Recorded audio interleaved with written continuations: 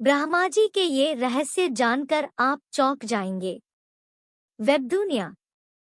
गुरुवार 12 मई 2016 10:39 IST।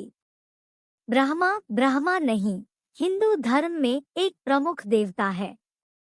ये हिंदुओं के 3 प्रमुख देवताओं ब्रह्मा, विष्णु, महेश में से एक है। ब्रह्मा को सृष्टि का रचयिता कहा जाता है।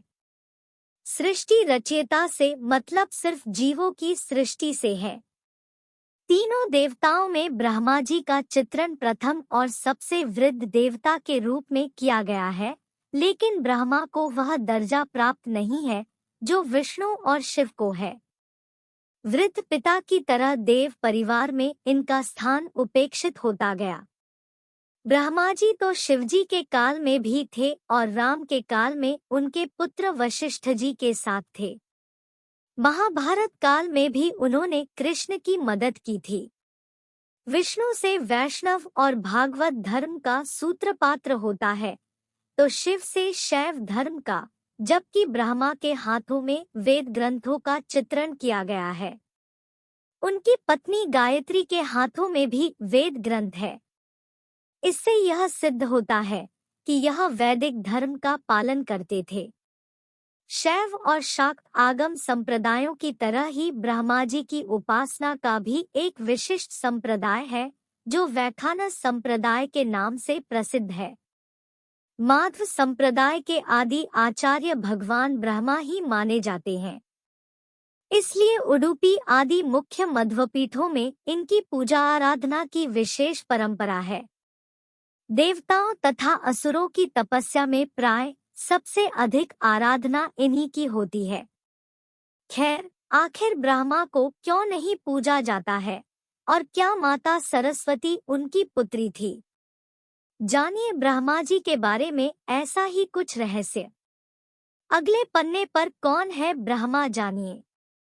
कौन है ब्रह्मा? ब्रह्मा को विश्व के आद्य सृष्टा, प्रजापति, पितामह तथा हिरण्यगर्भ कहते हैं। पुराणों में जो ब्रह्मा का रूप वर्णित मिलता है, वह वैदिक प्रजापति के रूप का विकास है।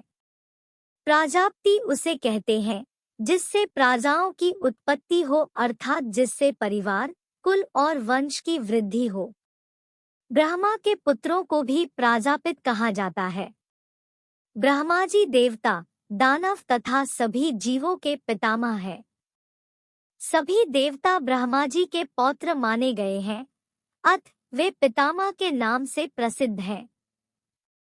मत्स्य पुराण के अनुसार ब्रह्मा जी के 4 मुख हैं। वे अपने 4 हाथों में क्रमश वरमुद्रा, अक्षरसूत्र, वेद तथा कमंडलू धारण किए हैं। यदि हम पश्चिमी धर्म का अध्ययन करेंगे तो ब्रह्मा और उनके कुल के संबंध में वहां भी भिन्न रूप में कहानियां मिलेगी जो ब्रह्मा और उनके कुल की कहानी से मिलती जुलती है। प्रारंभ में चूंकि वंश वृद्धि करना थी और मानव जाति के विस्तार करना था, जो सभी ने आपस में ही संबंध बांधकर सृष्टि रचना का विस्तार किया था। जैसा कि बाइबल में उल्लेख मिलता है कि आदम के पुत्रों और उनके पुत्र पुत्रियों ने आपस में विवाह करके वंश का विस्तार किया था। बाइबल में जिसे उत्पत्ति कथा कहते हैं, उसे पुराणों में सृष्टि रचना कथा कहा गया है। ब्रह्मा के पुत्र और पौत्रों के वंश की कथा का विस्तार मिलता है। बहुत से लोग अब्राहम को ब्रह्मा से और नूह को मनु से जोड़कर देखते हैं। कहते हैं कि जब सरस्वती नदी में तूफान शुरू हुआ तब अब्राहम के पिता अपने परिवार के साथ यह क्षेत्र छोड़कर उर प्रदेश में जाकर बस गए थे। इब्राहिम के पिता का नाम तेरह था, जिनकी 3 संतानें अब्राहम, नाहूर और हराम। नूह के दूसरे बेटे शेम की 9वीं पीढ़ी में 13 हुआ। ब्रह्मा उत्पत्ति कथा। ब्रह्मा की उत्पत्ति जल में उत्पन्न कमल पर हुई। उन्होंने कमल के डंठल के अंदर उतरकर उसका मूल जानने का प्रयास किया, लेकिन नहीं जान पाए। तब वह पुन कमल आकर कमल पर विराजमान होकर सोचने लगे कि मैं कहाँ से और कैसे उत्पन्न हुआ। तभी एक शब्द सुनाई दिया, पस तपस। तब ब्रह्मा ने 100 वर्षों तक वहीं आंख बंद कर तपस्या की। फिर ब्रह्मा को भगवान विष्णु की प्रेरणा से सृष्टि रचना का आदेश मिला। उन्होंने तब सर्वप्रथम 4 पुत्रों की उत्पत्ति की, सनक, सनंदन, सनातन और सनत कुमार। ये चारों भी सृष्टि रचना छोड़कर तपस्या में लीन हो गए। अपने पुत्रों की इस हरकत से जब ब्रह्मा क्रोधित हुए तो उनकी भौहों से एक बालक का जन्म हुआ। यह बालक रोने लगा तो इसका नाम रुद्र रख दिया गया। फिर ब्रह्मा ने विष्णुजी की शक्ति से 10 तेजस्वी पुत्रों को जन्म दिया। उनके नाम है मारीचि, अत्रि, अंगिरा, पुलह, पुलत्स्य, क्रतु, वशिष्ठ, दक्ष, भृगु और नारद। उनके मुख से पुत्री वाग्देवी की उत्पत्ति हुई। फिर ब्रह्मा ने अपने शरीर के 2 अंश किए, एक अंश से पुरुष रूप मनु और दूसरे से स्त्री रूप शत्रुपा को जन्म दिया। मनु और शत्रुपा की संतानों को रहने के लिए श्रीहरि ने वराह रूप धारण कर धरती का उद्धार किया। अगले पन्ने पर जानिए कौन है ब्रह्मा जी के माता और पिता। सदाशिव और माँ दुर्गा। पुराणों ने ब्रह्मा की कहानी को मिथ रूप में लिखा।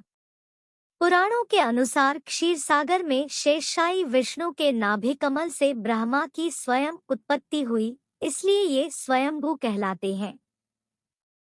शिवपुराण अनुसार ब्रह्मा, विष्णु और महेश के माता पिता सदाशिव और दुर्गा है, जो काशी में निवास करते थे। यह कथा इस प्रकार है। इस आनंदरूप वन काशी में रमण करते हुए एक समय शिव और शिवा को यह इच्छा उत्पन्न हुई कि किसी दूसरे पुरुष की सृष्टि करनी चाहिए, जिस पर सृष्टि निर्माण, वंशवृद्धि आदि का कार्यभार रखकर हम निर्वाण धारण करें। ऐसा निश्चय करके शक्ति सहित परमेश्वर रूपी शिव ने अपने वामांग पर अमृत मल दिया। फिर वहां से एक पुरुष प्रकट हुआ। शिव ने उस पुरुष से संबोधित होकर कहा, वत्स, व्यापक होने के कारण तुम्हारा नाम विष्णु विख्यात होगा। विष्णु को उत्पन्न करने के बाद सदाशिव और शक्ति ने पूर्ववत प्रयत्न करके ब्रह्मा जी को अपने दाहिने अंग से उत्पन्न किया और तुरंत ही उन्हें विष्णु के नाभि कमल में डाल दिया। इस प्रकार उस कमल से पुत्र के रूप में हिरण्यक।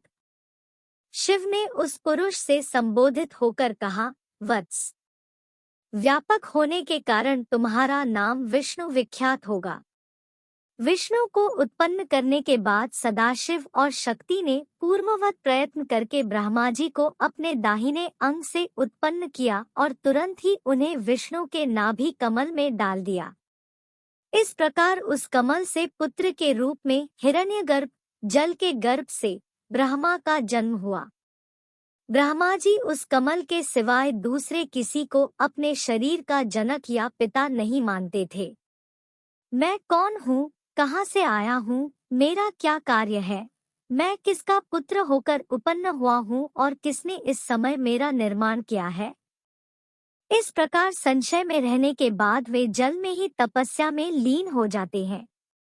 बाद में सदाशिव के विभूति स्वरूप से रुद्र और महेश्वर का जन्म हुआ।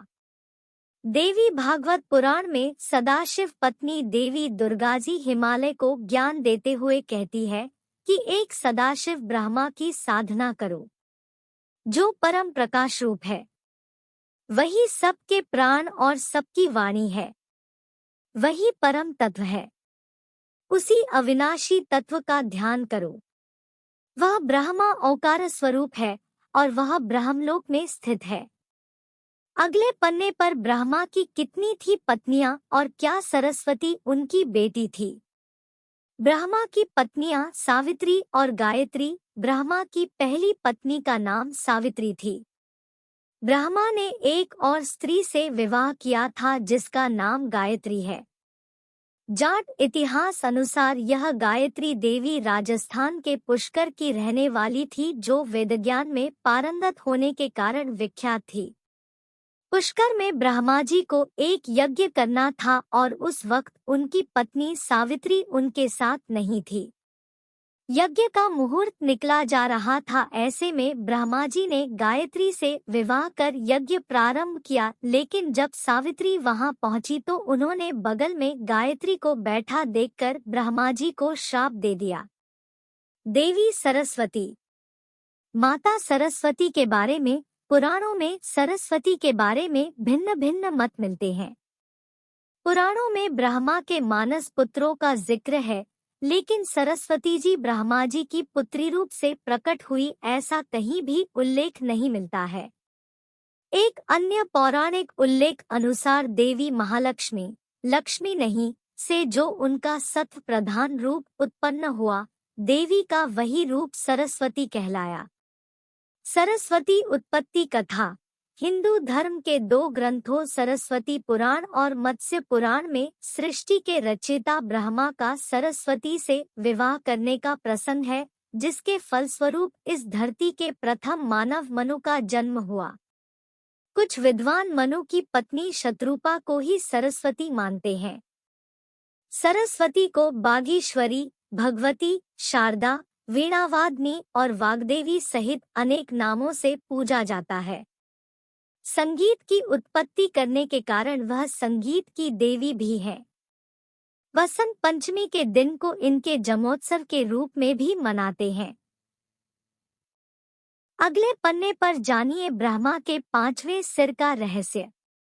सरस्वती उत्पत्ति कथा। मत्स्य पुराण अनुसार मत्स्य पुराण में यह कथा थोड़ी सी भिन्न है। मत्स्य पुराण अनुसार ब्रह्मा के 5 सिर थे। कालांतर में उनका 5वां सिर शिवजी ने काट दिया था, जिसके चलते उनका नाम कापालिक पड़ा। एक अन्य मान्यता अनुसार उनका ये सिर काल भैरव ने काट दिया था। कहा जाता है जब ब्रह्मा ने सृष्टि की रचना की तो वह इस समस्त ब्रह्मांड में अकेले थे। ऐसे में उन्होंने अपने मुख से सरस्वती, सांध्य, ब्राह्मी को उत्पन्न किया। ब्रह्मा अपनी ही बनाई हुई रचना सरस्वती के प्रति आकर्षित होने लगे और लगातार उन पर अपनी दृष्टि डाले रखते थे। ब्रह्मा की दृष्टि से बचने के लिए सरस्वती चारों दिशाओं में छिपती रही, लेकिन वह उनसे नहीं बच पाई। इसलिए सरस्वती आकाश में जाकर छिप गईं, लेकिन अपने 5वें सिर से ब्रह्मा ने उन्हें आकाश में भी खोज निकाला और उनसे सृष्टि की रचना में सहयोग करने का निवेदन किया। सरस्वती से विवाह करने के पश्चात सर्वप्रथम स्वयंभू मनु को जन्म दिया। ब्रह्मा और सरस्वती की यह संतान मनु को पृथ्वी पर जन्म लेने वाला पहला मानव कहा जाता है। मान्यता अनुसार सरस्वती ने वेदज्ञ पुरूरवा से भी संबंध बनाए थे, जिसके चलते उनको एक पुत्र हुआ जिसका नाम सरस्वान रखा गया। जब ब्रह्मा को इसका पता चला तो उन्होंने सरस्वती को महानदी होने का शाप दे दिया। भयभीता सरस्वती गंगा माँ की शरण में जा पहुंची। गंगा के कहने पर ब्रह्मा ने सरस्वती को शाप मुक्त कर दिया। शापवश ही वह मृत्युलोक में कहीं दृश्य और कहीं अदृश्य रूप में रहने लगी। 5वां सिर। एक पौराणिक कथा के अनुसार रति देवी के पति कामदेव को तप करने के बाद ब्रह्मा जी ने 3 ऐसे तीर प्रदान किए जिससे किसी को भी कामासक्त किया जा सकता था। कामदेव ने उन तीरों की शक्ति की परीक्षा के उद्देश्य से एक तीर ब्रह्मा जी पर ही छोड़ दिया। ऐसे में ब्रह्मा जी पर इसका असर हुआ और उन्होंने अपनी संकल्प शक्ति से शत्रुपा देवी का सृजन किया। ब्रह्मा जी अपने द्वारा उत्पन्न शत्रुपा के प्रति आकृष्ट हो गए तथा उन्हें टकटकी बांध कर निहारने लगे। शत्रुपा ने ब्रह्मा की दृष्टि से बचने की हर कोशिश की, किंतु असफल रही। ऐसे में शत्रुपा ऊपर की ओर देखने लगी तो ब्रह्मा जी अपना एक सिर ऊपर की विकसित कर दिया। भगवान शिव ब्रह्मा जी की इस हरकत को देख रहे थे। शिव की दृष्टि में शत्रुपा ब्रह्मा की पुत्री सदृश थी, इसीलिए उन्हें यह घोर पाप लगा। इससे क्रुद्ध होकर शिवजी ने ब्रह्मा का सिर काट डाला। भगवान शिव द्वारा काटा गया 5वां सिर बद्रीनाथ परिक्षेत्र में गिरा। यह स्थान आज ब्रह्मा कपाल के रूप में विख्यात है। यहाँ पर लोग अपने पितरों का तर्पण एवं पिंडदान करके उन्हें मोक्ष प्राप्त होने की कामना करते हैं। भगवान शिव ने इसके अतिरिक्त भी ब्रह्मा जी को शाप के रूप में दंड दिया। इस शाप के अनुसार त्रिदेवों में शामिल ब्रह्मा जी की पूजा उपासना नहीं होगी। शिव पुराण के अनुसार ब्रह्मा और शत्रुपा के संयोग से ही सा करना शुरू कर दिया और आपस में लड़ने के बाद देवताओं को ही चुनौती देने लगे। अंत में भगवान शंकर ने सभी को मार डाला और उसके बाद ऐसे लोगों की रचना फिर नहीं की गई। अगले पन्ने पर जानिए ब्रह्मा के वरदान। ब्रह्मा के वरदान अक्सर देवता, सुर और दैत्य असुर प्रतिद्वंदिता के चलते अपनी शक्ति बढ़ाने के लिए ब्रह्मा की तपस्या करके उनसे अजर अमर होना का वरदान प्राप्त करते रहते हैं। इसके अलावा भी सामान्य मनुष्यों ने भी ब्रह्मा की तपस्या करने वरदान हासिल किए हैं। विप्रचित्ति, तारक, हिरण्यकशिपु, रावण, गजासुर तथा त्रिपुर आदि असुरों को इन्होंने ही वरदान देकर अवध्य कर डाला था। ब्रह्मा जी ने कई असुरों के अलावा राक्षस को भी वरदान दिए थे। जैसे कुंभकर्ण को निंद्रा का वरदान दिया था तो दूसरी ओर मेघनाथ को अवध्य होने का। इंद्र को छोड़ने के बदले मेघनाथ ने ब्रह्मा से अमरता का वरदान मांगा। ब्रह्मा ने अमरता देने से मना कर दिया, लेकिन उसे वरदान दिया कि कोई भी युद्ध में मेघनाथ को नहीं हरा सकता। लेकिन इस पर भी एक शर्त रखी कि हर युद्ध से पहले उसे अपने पार्थेयांगिरा देवी के लिए यज्ञ करना पड़ेगा। साथ ही ब्रह्मा ने मेघनाथ को इंद्रजीत नाम भी दिया। विभीषण को सदैव धर्म के मार्ग पर चलने का वरदान दिया था। रावण को भी ब्रह्मा से वरदान मिला था। उसने यह वरदान मांगा था कि मुझे कोई देव, दैत्य, दानव और राक्षस नहीं मार सके। उसने मानव और वानर का नाम इसलिए नहीं लिया क्योंकि इन्हें वह तुच्छ समझता था। हिरण्याक्ष और हिरण्यकश्यप को भी ब्रह्मा ने उनके अनुसार अजर अमर होने के वरदान दिया था। दोनों के वरदान की कहानी प्रसिद्ध है। दारुक, रम्म और अरम्म महिषासुर, शुंभ, निशुंभ, चंड मुंड, रक्तबिज आदि को वरदान दिए थे। ब्रह्मा जी ने कामदेव को भी वरदान दिया था। इस तरह देखा जाए तो ब्रह्मा के वरदानों की जितनी लंबी लिस्ट है उतनी ही उनके शापों की भी है। अगले पन्ने पर ब्रह्मा जी के कितने और कौन से पुत्र हैं, जानिए। पुराणों अनुसार ब्रह्मा जी के पुत्र ब्रह्मा के कितने पुत्र थे यह कहना मुश्किल होगा क्योंकि पुराणों में इनके पुत्रों की संख्या भिन्न भिन्न बताई गई है। यहाँ प्रस्तुत है प्रमुख पुत्रों के नाम, जिसमें से उनके मानस पुत्र भी थे। ब्रह्मा की इन पुत्रों को प्रजापति कहा गया है। इन पुत्रों से ही धरती के सभी मनुष्यों की उत्पत्ति हुई है, अर्थात यही सभी धरती के मनुष्यों के पूर्वज हैं। ब्रह्मा के कुल पुत्र विश्वकर्मा, अधर्म, अलक्ष्मी, 8 वसु, 4 कुमार, 7 मनु, 11 रुद्र, पुलस्त्य, पुलह, अत्रि, क्रतु, अरणि, अंगिरा, रुचि, भृगु, दक्ष, कर्दम, पंचशिखा, वोढु, नारद, मरीचि, अपांतरतमा, वशिष्ठ, प्रचेता, हंस, यति आदि मिलाकर कुल 59 पुत्र थे। इन्हीं में ब्रह्मा के मानस पुत्र भी हैं। ब्रह्मा के प्रमुख 10 पुत्र 1 अत्रि, 2 अंगिरस, 3 भृगु, 4 कंदर्प, 5 वशिष्ठ, 6 दक्ष, 7 स्वयंभुव मनु, 8 कृतु, 9 पुलह, 10 पुलस्त्य। उक्त से धरती के 10 कुलों या कबीलों का निर्माण हुआ। ब्रह्मा के मानस पुत्र 1 मन से मरीचि, 2 नेत्र से अत्रि, 3 मुख से अंगिरस, 4 कान से पुलस्त्य, 5 नाभि से पुलह, 6 हाथ से कृतु, 7 त्वचा से भृगु, 8 प्राण से वशिष्ठ, 9 अंगुष्ठ से दक्ष 10, छाया से कंदर्प 11, गोद से नारद 12, इच्छा से सनक, सनंदन, सनातन और संत कुमार 13, शरीर से स्वयंभुव मनु और शत्रुपा अंत में 14, ध्यान से चित्रगुप्त। नोट: ब्रह्मा पुत्र ऋषि भृगु की पुत्री माता लक्ष्मी थी। लक्ष्मी की माता का नाम ख्याति था।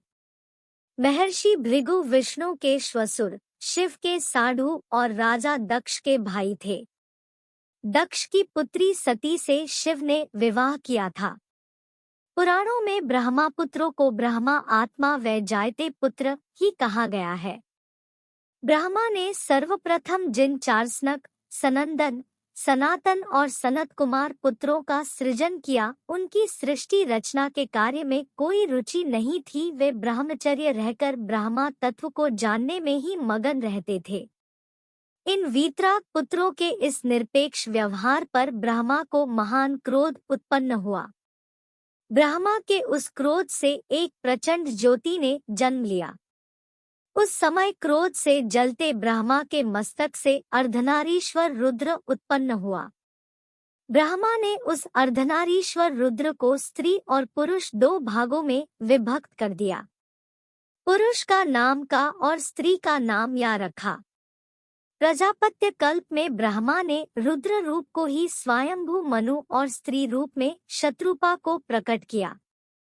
इन दोनों ने ही प्रियव्रत, उत्तानपाद, प्रसूति और आकुति नाम की संतानों को जन्म दिया। फिर आकुति का विवाह रुचि से और प्रसूति का विवाह दक्ष से किया गया। दक्ष ने प्रसूति से 24 कन्याओं को जन्म दिया।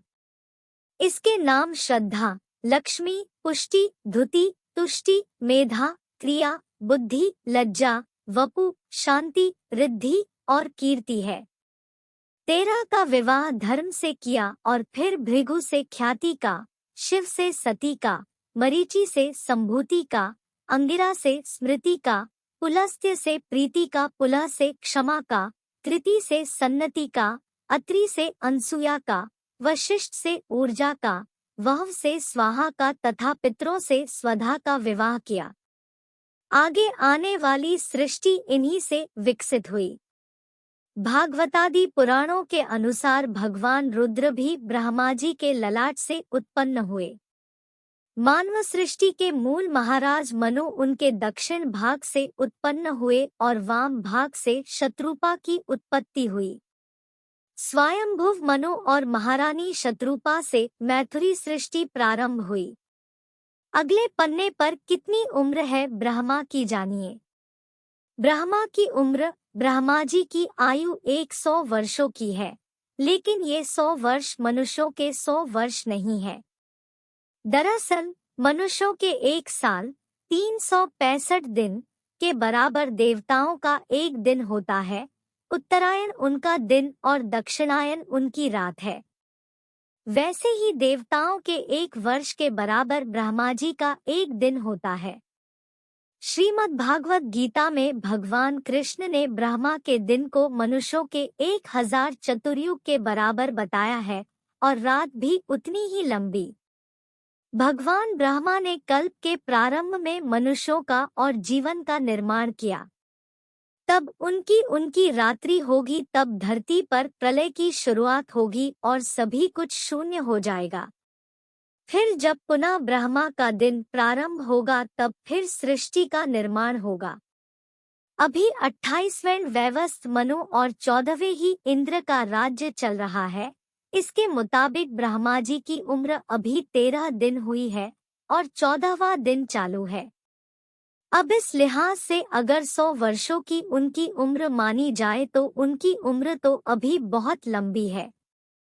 ब्रह्मा जी ब्रह्मलोक में रहते हैं।